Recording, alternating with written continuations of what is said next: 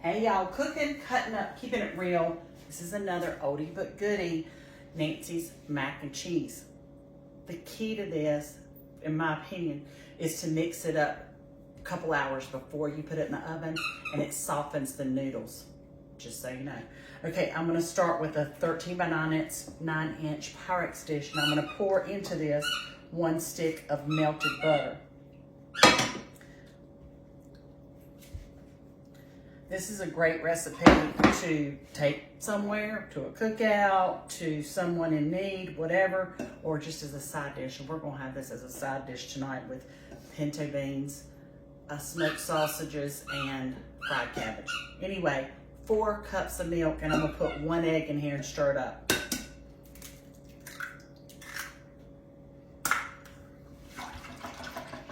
Get that egg incorporated.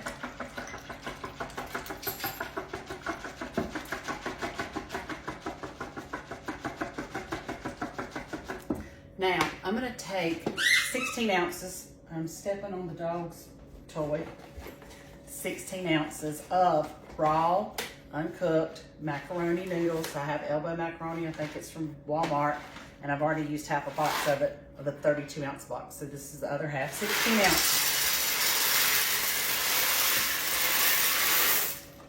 of macaroni. We're gonna give that a toss.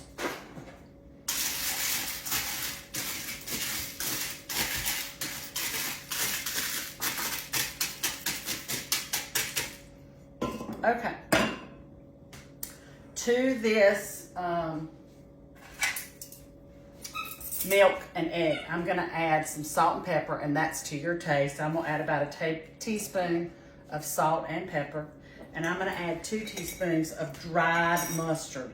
And you can vary that any way you want to. If you wanna put paprika in it, that's fine.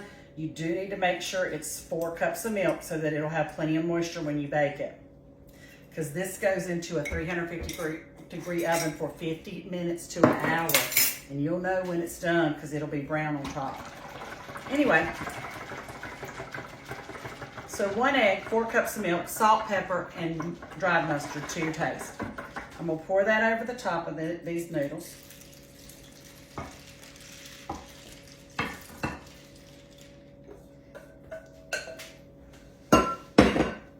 And then to the top, I'm gonna add 4 cups of sharp cheddar cheese.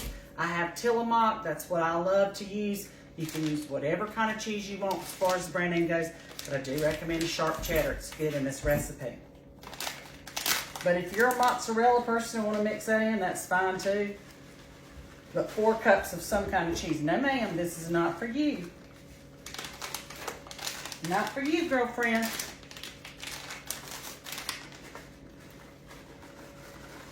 Now I'm gonna cover this and put it in the refrigerator and it'll be in the refrigerator for about 5 hours before I want to cook this for tonight.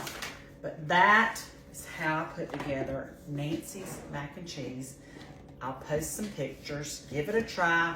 I don't think you'll be disappointed in it. Delicious. We'll see y'all. Thanks for tuning in. Cooking, cutting up, keeping it real. Nancy's mac and cheese. See ya.